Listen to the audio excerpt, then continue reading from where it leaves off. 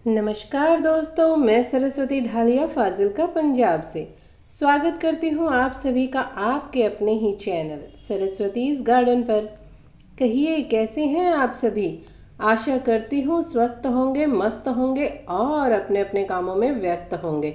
तो आज हम बात करने वाले हैं सिंगोनियम प्लांट की मानसून में कैसे देखभाल की जाए, इसे इस समय एक से अनेक कैसे बना सकते हैं, इसका रखरखाव हमें कैसे करना है और ये किस प्रकार का प्लांट है कि ये हमारे साथ सालों साल रह सकता है। इस प्लांट पर मैंने एक वीडियो पहले भी आपके साथ शेयर की है। उस वीडियो को भी आप सभी ने बहुत प्यार दिया है, उसके लिए आप सभी का बहुत बहुत धन्यवाद। उसमें मैंने फुल डिटेल में आपको सिंगोनियम प्लांट के बारे में सब कुछ बताया है कि इसे डिवाइड करके कैसे बनाया जा सकता है, कटिंग के द्वारा कैसे लगाया जा सकता है, इसकी रूट डिवीज़न कैसे की जा सकती है और इस प्लांट को नर्सरी से लाने के बाद हम पॉट में किस तरह से शिफ्ट करें कि ये प्लांट एक से अनेक हमारे पास बन जाए और मरे नहीं। तो आपने अगर अभी तक वो वीडियो नहीं देखी है तो आप चैनल पर जाकर चेक कर सकते हैं।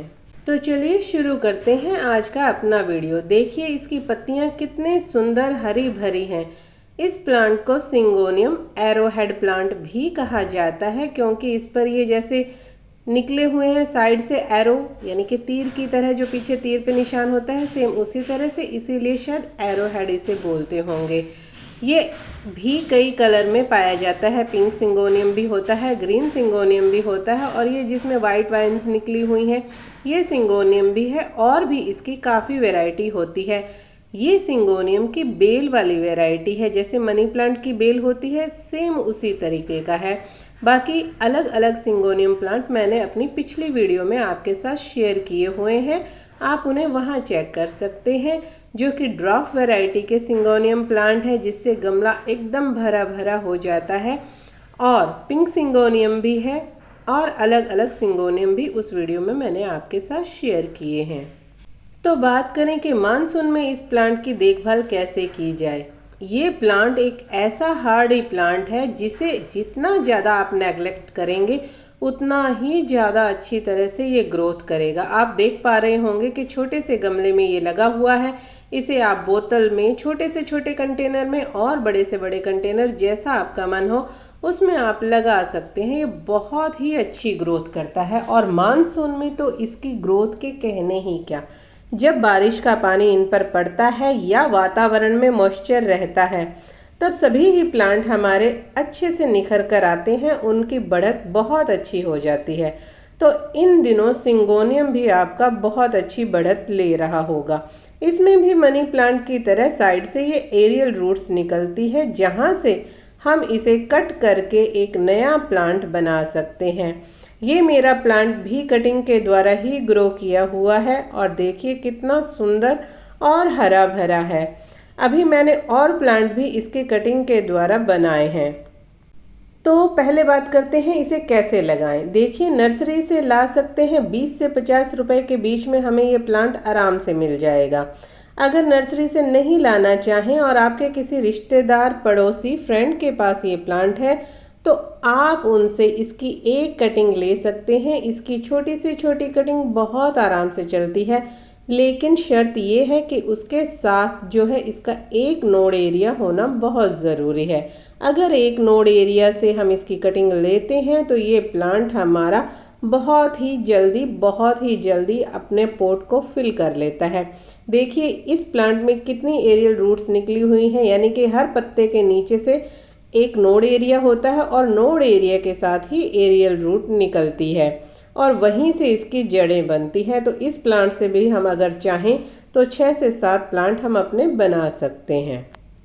बात करें अगर मिट्टी की तो सभी प्लांट्स की तरह इसे भी वेल ड्रेन मिट्टी पसंद है। वेल ड्रेन मिट्टी कहने का मतलब है कि देखिए जब मिट्टी में पानी रुके ना, पानी खड़ा ना रहे, तब हमारे प्लांट बहुत अच्छे से ग्रो करते हैं। मिट्टी जितनी हल्की होगी, भुरभुरी होगी, उसकी जड़ें जो है प्लांट की बहुत अच्छे से फैलेंगी। जब मिट्टी सख्त होती है तो जड़ों को फैलने में थोड़ी मुश्किल आती है, जिसके कारण हमारा प्लांट ग्रोथ नहीं कर पाता। और मिट्टी जितनी ज़्यादा सॉफ्ट होगी उसमें उतनी ही अच्छी तरह से रूटिंग होगी और जितनी अच्छी जड़ें होंगी प्लांट भी उतना ही हरा भरा और स्वस्थ रहेगा। तो इसकी मिट्टी बनाने के लिए आपको एक भाग गार्डन सॉइल और एक भाग रेत का लेना है। आप वर्मी कंपोस्ट, गोबर की खाद, लीफ कंपोस्ट या किचन कंपोस्ट, जिस भी प्रकार की खाद का आप प्रयोग करते हैं वो खाद आप इसमें ले सकते हैं। उसके बाद आप इसमें 1 चम्मच हल्दी या फंगिसाइड और थोड़ी सी नीम खली का प्रयोग ज़रूर करें। ये प्लांट हाई फीडर नहीं है, इसलिए बार बार इसे खाद देने की ज़रूरत नहीं होती। साल में 2 बार जैसे हम अपने बाकी प्लांट्स को खाद देते हैं, ठीक उसी प्रकार से इसे भी हम सितंबर स्टार्ट में और फेब लास्ट में खाद दे सकते हैं। लिक्विड या सॉलिड, जैसा आपका मन करे उसी प्रकार से आप इसे खाद दे सकते हैं। हाँ, हर 15 से 20 दिन में गमले में मिट्टी की खुदाई जरूर करें, उससे जड़ों को ऑक्सीजन मिलती है और जड़ें अच्छे से ग्रोथ करती है। बात करें अगर लोकेशन की, तो ये प्लांट जो है कम से कम धूप या बिना धूप में भी बहुत ही आसानी से ग्रो करता है। तो आप इसे ऐसी जगह पर रखें जहां इसे ब्राइट लाइट मिलती हो या 1 आधे घंटे की सुबह की धूप मिलती हो। ज़्यादा धूप के कारण इसके पत्ते जो हैं वो जल जाते हैं और देखने में सुंदर नहीं लगते। इसीलिए जहां सुबह की 1 आधे घंटे की धूप आती हो या तो आप इसे वहां रखें, या इस प्लांट को आप ऐसी जगह पे रखें जहां खुली हवादार जगह हो और ब्राइट सनलाइट आती हो, यानी कि इसे रोशनी अच्छी मात्रा में मिले, तो इस प्लांट की ग्रोथ बहुत ही अच्छी होती है। पानी हमेशा मिट्टी को चेक करके ही देना है। जब मिट्टी की ऊपर से 1.5 से 2 इंच की लेयर सूखी दिखाई दे तभी आप इसे पानी दें। ज़्यादा पानी की वजह से हमारा प्लांट जो है ख़राब हो सकता है, उसमें रूट रॉट हो सकती है, प्लांट को फंगस लग सकती है। इस प्लांट को आप मिट्टी और पानी दोनों में ही ग्रो कर सकते हैं। इसे आप रूट डिवीज़न के द्वारा ग्रो कर सकते हैं, इसे आप कटिंग के द्वारा भी ग्रो कर सकते हैं। बात करें पेस्ट अटैक की, तो इस पर अभी तक मैंने किसी प्रकार का कोई भी पेस्ट अटैक नहीं देखा है। फिर भी अगर आपके प्लांट में किसी भी प्रकार का पेस्ट या एफिड लग भी जाता है तो आप तेज पानी के स्प्रे से उसे धोकर साफ कर सकते हैं, या साबुन का लिक्विड घोल बनाकर उसे आप इस पर स्प्रे कर सकते हैं और उसके 1 आधे घंटे बाद इसे साफ पानी से धोकर रख सकते हैं। लेकिन ये काम आपको सुबह जल्दी या शाम को 6 बजे के बाद ही करना है, इस बात का आपको खास ख्याल रखना है। ये एक ऐसा प्लांट है जो एक बार आपके गार्डन में आ जाता है तो आपको कभी भी छोड़ के नहीं जाता।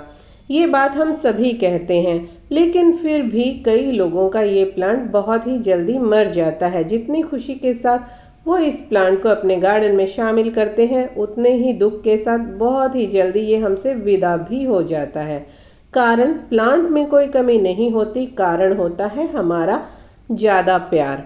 हम रोज़ रोज़ इसे पानी देना शुरू कर देते हैं और वही पानी इस प्लांट को ख़राब करता है।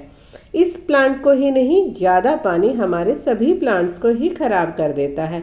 इसीलिए हमेशा मिट्टी को चेक करके पानी दें। बात करें अगर गमले की, तो आप इसे छोटे से छोटे कंटेनर में या बड़े से बड़े गमले में, दोनों में ही लगा सकते हैं। आप इसे मिट्टी के गमले में लगा सकते हैं, आप इसे सेरेमिक में भी लगा सकते हैं, आप इसे प्लास्टिक के गमले में भी लगा सकते हैं।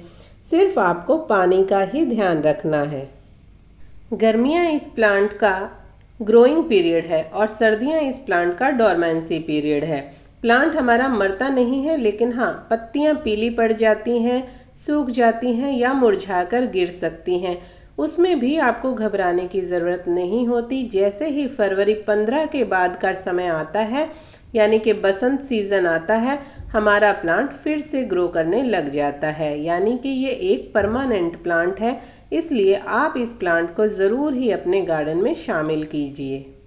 तो दोस्तों, कैसी लगी आपको मेरी आज की छोटी सी ये जानकारी? आशा करती हूँ जानकारी पसंद आई होगी। अगर जानकारी ज़रा भी पसंद आई है तो प्लीज़ लाइक, शेयर और subscribe my channel. Thanks for watching.